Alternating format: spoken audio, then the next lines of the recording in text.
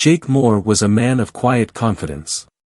He was 35, lean, and sharp-witted, having grown up in the busy streets of Cleveland, where opportunities and hardships often went hand in hand. Despite every curveball life threw at him, Jake rose above it all. To most folks, he was just a mechanic, someone who kept to himself, working on engines and transmissions in his modest garage. But to those who knew him best, Jake was more than a guy with a wrench. He was a helper at heart, someone who always gave more than he took.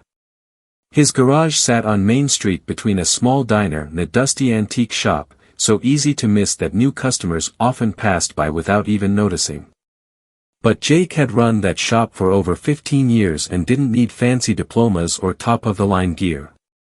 His reputation for fairness and skill spread mostly through word of mouth, and that was enough for him. One rainy afternoon, when the sky threatened to drench the whole town, an old sedan rattled its way up to Jake's garage. It was rusted in spots, with chipping paint that hinted at years of neglect. Stepping out of the driver's seat was Grace Walker, who looked to be in her late 20s. Though her face carried a weary smile, dark circles under her eyes told another story, one of exhaustion and worry. Jake greeted her, wiping his hands on a rag. "What can I do for you today?" Grace hesitated, glancing around the garage as if weighing whether to speak. Finally, she sighed.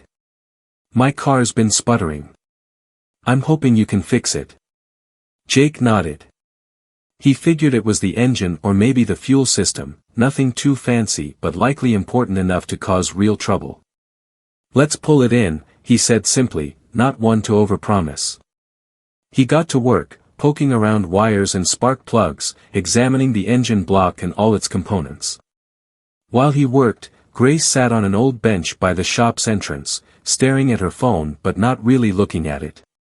After about an hour, Jake spotted the culprit, a fried ignition coil. A routine fix, maybe $200 at most. Yet, peering at Grace's tired eyes, he already sensed money was tight. He stepped out to fill her in. "It's your ignition coil," he explained. "Should cost around $200. Grace's shoulders sagged. Digging through her purse, she produced a wrinkled $50 bill. "I only have this right now, but I promise I'll come up with the rest soon," she said, voice trembling with embarrassment. Jake considered her situation for a moment. He didn't see a con artist, he saw someone who genuinely needed a break. "Listen," he said, "don't worry about paying me this time. I'll fix it for free."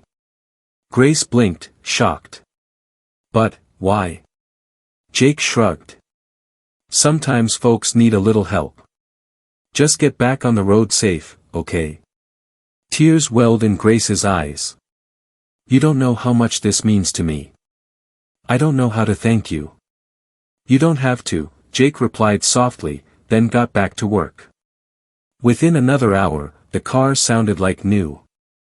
Grace left with a wave and a grateful smile, and Jake felt a small spark of satisfaction as she drove away. A few weeks drifted by.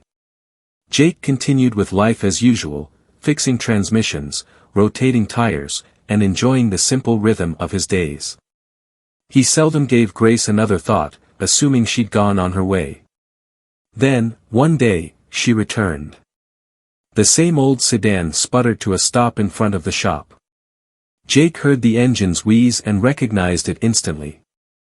As he wiped down a car's fender, Grace approached, but she wasn't alone. Beside her stood a tall, serious-looking man in a dark suit. Even in the overcast light, he wore sunglasses and carried himself with a certain unmistakable authority. Grace's expression was nervous yet determined. "Jake," she began, "I have something to tell you." Jake gave her a puzzled glance. "Everything okay? Is the car acting up again?" She shook her head. "Not exactly." She turned to the man in the suit. He stepped forward, extending a hand. "Jake Moore?" he asked in a measured tone. Jake took his hand, nodding. "That's me. Can I help you?" The man smiled, but it didn't quite reach his eyes. "I'm William Walker.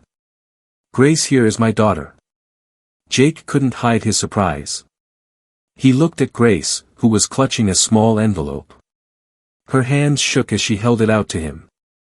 "This is for you," she said. "It's a thank you for your kindness." Confused, Jake opened the envelope and found a typed letter inside. He unfolded it carefully, scanning the neat words. "Dear Jake. You have no idea the impact your kindness had on me. When I brought you my rundown car, I was at a crossroads in my life, newly unemployed, unsure how I'd support my daughter. I was close to losing hope. But you, a total stranger, fixed my car without charging a dime. You gave me a lifeline I desperately needed. What you didn't know is that I am more than just someone who struggled with a broken car. I'm the CEO of an organization dedicated to helping low-income families rebuild their lives. I've been stepping out of the spotlight to see firsthand the challenges people face, and I never expected to find such generosity in a small-town mechanic's shop. In gratitude for what you did, I want to offer you a scholarship to a top-notch automotive training program. Everything's paid for. You'll learn about the latest diagnostic technologies and cutting-edge techniques, opening doors you never imagined.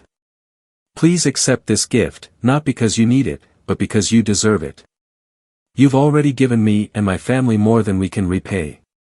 With deepest thanks. William Walker, CEO." Jake read the letter twice, eyes wide with disbelief.